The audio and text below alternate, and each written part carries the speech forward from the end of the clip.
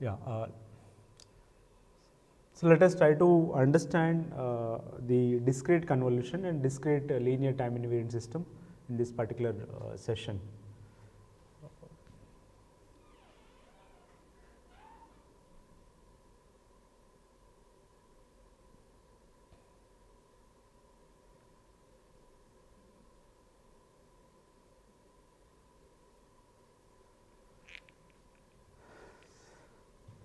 I'd say I have a system, again linear time invariant system, LTI system.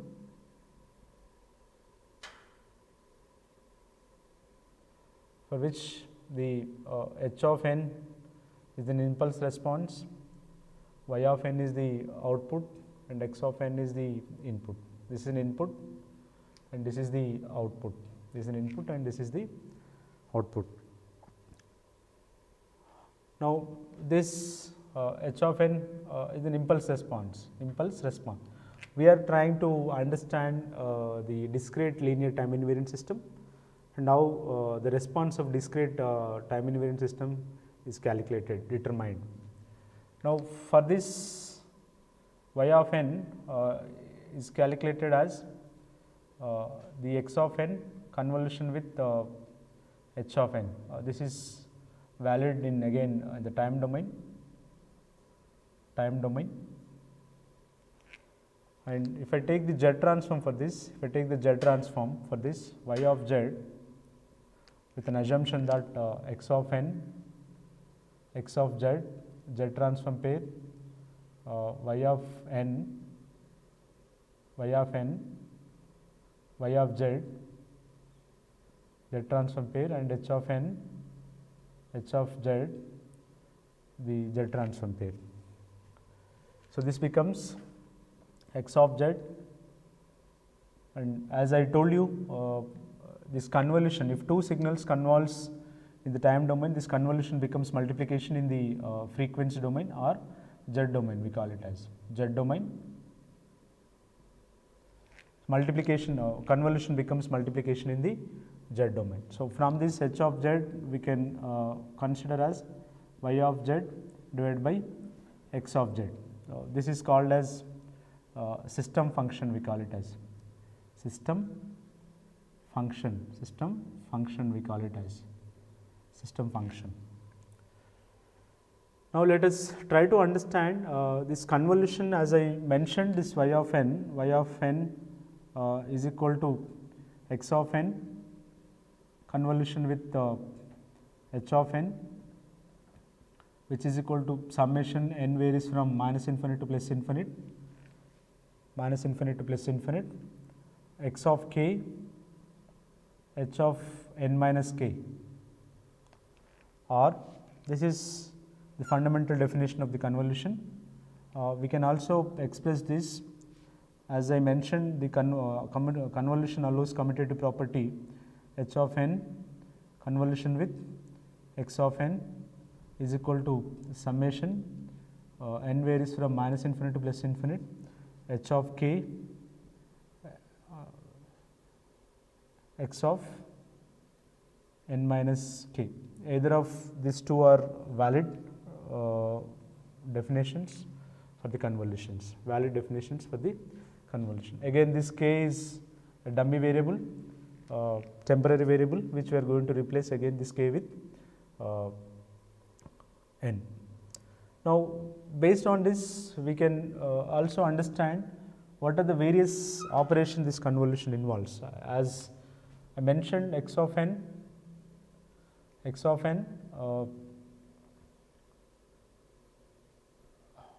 to determine the response of this linear time invariant system, discrete linear time invariant system, x of n is given and h of n is given, let us consider.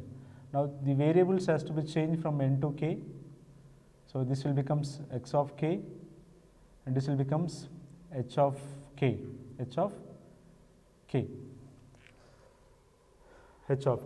But if at all, if I want to use this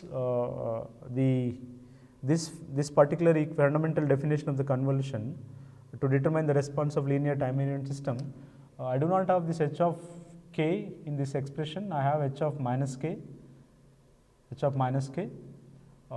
The operation is required time folding operation is required to get this. From this I do not have h of minus k, I have h of minus k plus n, where n is a constant here. And can you guess what is an operation required for this? In order to get h of minus k plus n from h of minus k, can you think of for a while and let me know what is the operation required to get this h of minus k plus n from h of minus k?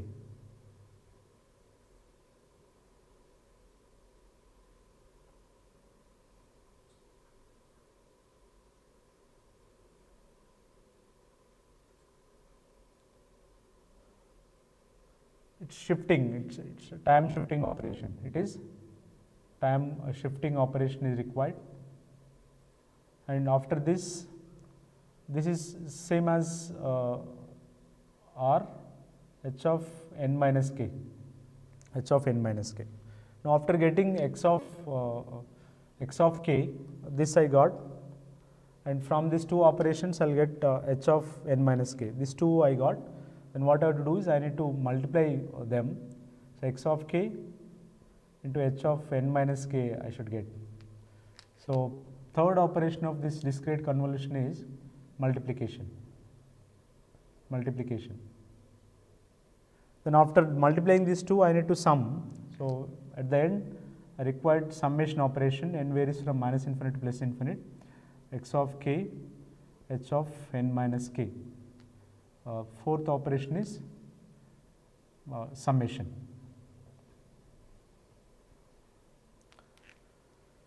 Now these are the four different operations: time folding, time shifting, multiplication and summation are the four different operations involved in the discrete convolution operation.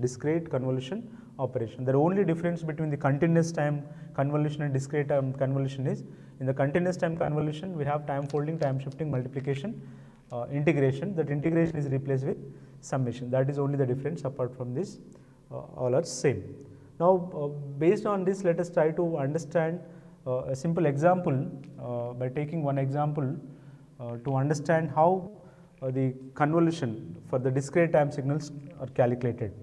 So I am taking simple example to make you understand how these operations are used, how convolution for discrete time signals can be determined.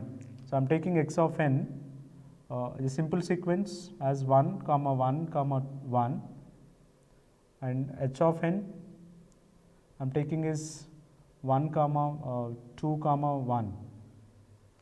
So you know that this is a representation of discrete time signals, and this is a sample at origin, and this is a sample at 1, this is sample at 2, this is sample at origin. That means what I mean to say, this is x of 0, and this is x of 1, and this is x of 2, it continues. If nothing is mentioned, we will take it as the first sample represents the sample at origin. First sample represents sample at. So this is also h of 0, h of 1, h of 2. Now what I want to do is I want to determine the convolution for these two particular signals. Now, the length of, if I say L1 is the length of sequence 1, let us consider length of x of n. L2, let us consider length of h of n. So what I mean to say, length of x of n in the sense,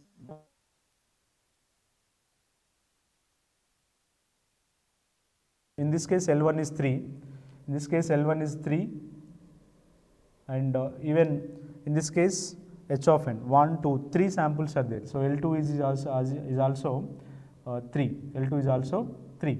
Now in order to determine the convolution for these two signals, the convolution length sequence, the overall convolution sequence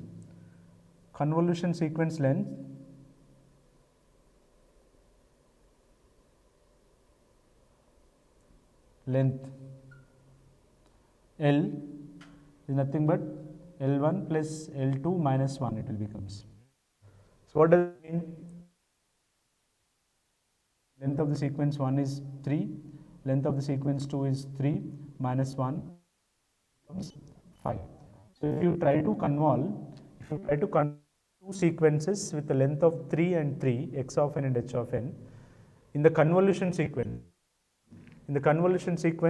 in this particular sequence y of n, which is nothing but the convolution of these two, the length of this convolution sequence will be 5.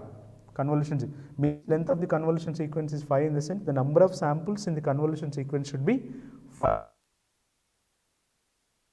This particular example. Now let us try to understand how this convolution of these two signals will be determined. How this convolution of the signals will be determined. Now I'm taking it as after changing this variable, just trying to change the variables to x of t, t to k, as per this process, t to k, so it becomes x of k, just for understanding, 1, comma 1, comma 1, and this h of k also I am changing, 1, comma 2, comma 1. So now based on these operations, now I am taking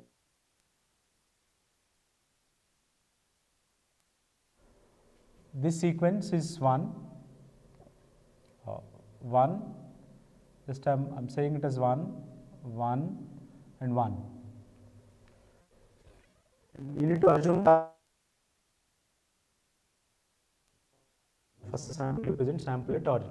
So this is x of 0, x of 1, x of 2, it is something like this. Now h of k,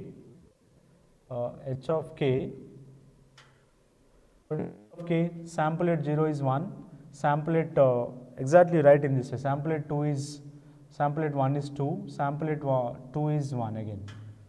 So this is h of 0, h of 1, h of 2, it is something like changing the variables, time folding operation. So what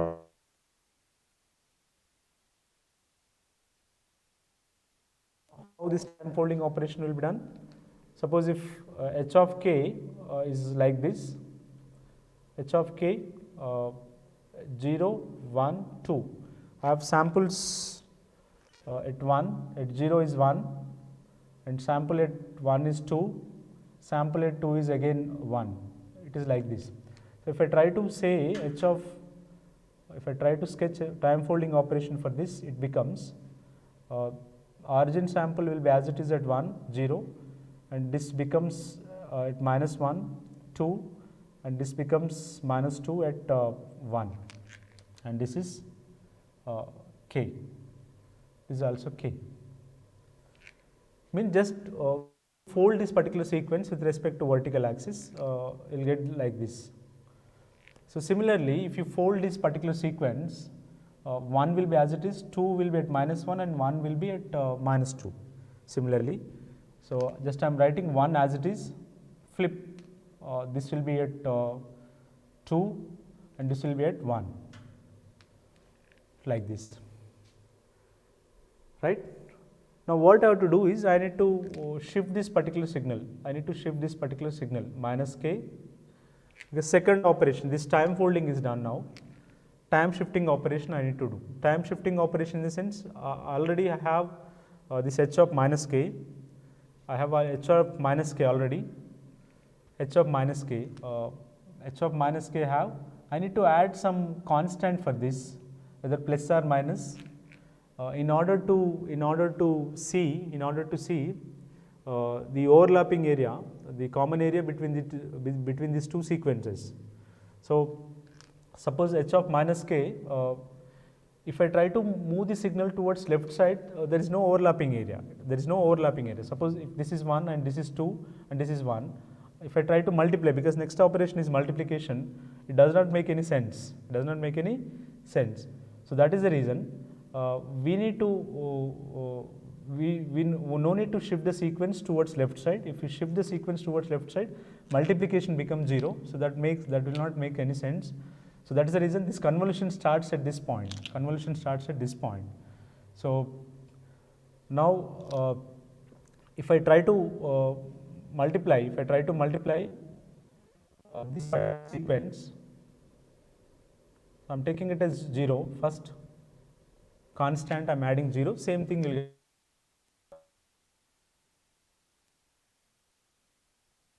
multiply 0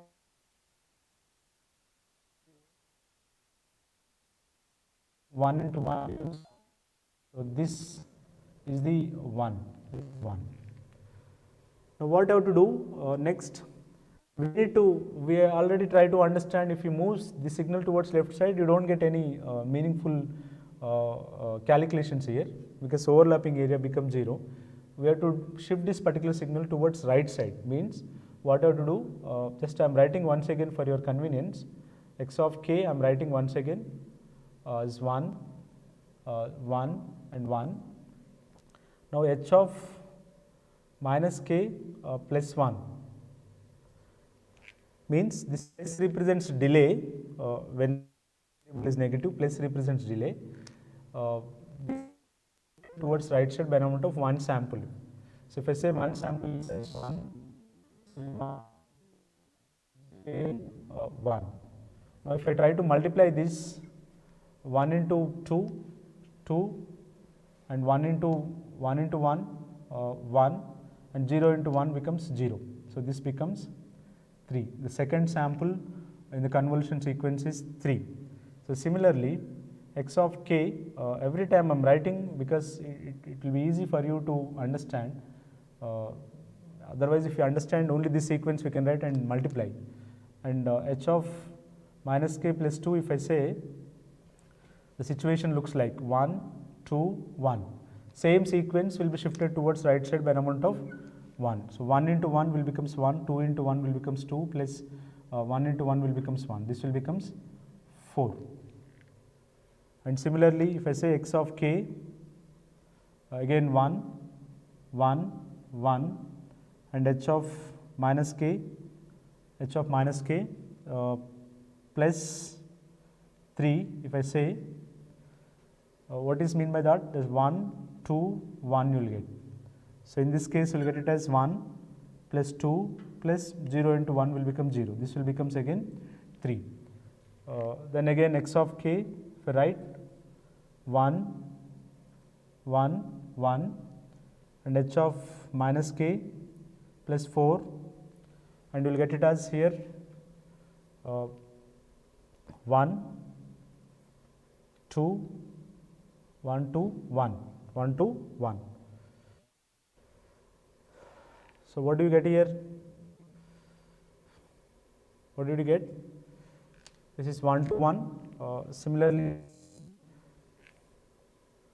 1 into 1 is 1, 1 into 2 is 2 and 0 is 0. So 1 into 1, 1, so 0 plus becomes this will become 0. So now if you look at this, the first sample in the given sequence, is 3. Second sample in the given sequence is 4. Third sample in the given sequence is 3 and fourth sample in the given sequence is 1, right? So then fifth sample. Now see, like x of k, just I have written here 1, 2, 3 as it is.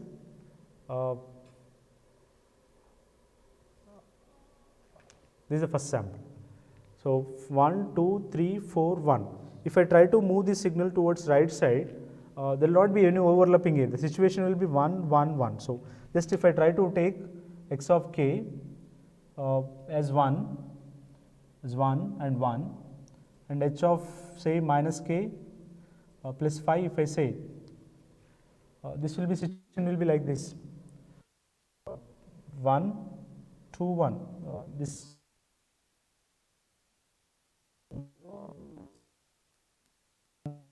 0 plus 0. this step is not required. This step is not required. And now if you look at this convolution sequence, if you look at this convolution sequence, y of n is equal to the first sample is 1, second sample is 3, third sample is 4, fifth sample is also 3, sixth sample is 1.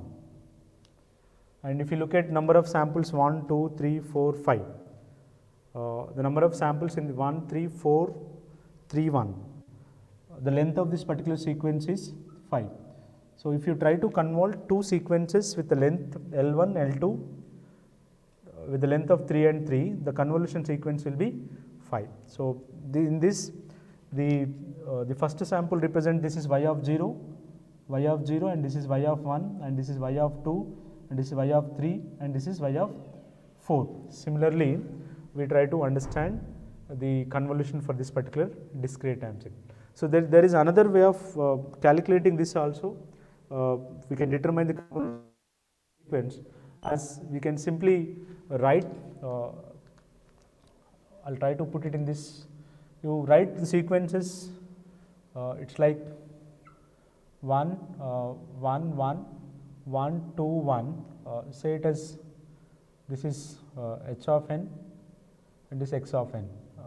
So multiply 1 into 1, 1, 1 into 1, 1, 1 into 1 is 1, 2 into 1 is 2, 2 into 1 is 2, 2 into 1 is 2, and 1 into 1 is 1, 1 into 1 is 1, 1 into 1 is 1. So this just multiply, this is the first sequence and this is second sequence, multiply this all the sequence with all this particular 1 to 1, and 1 into 1 same, 2, 1.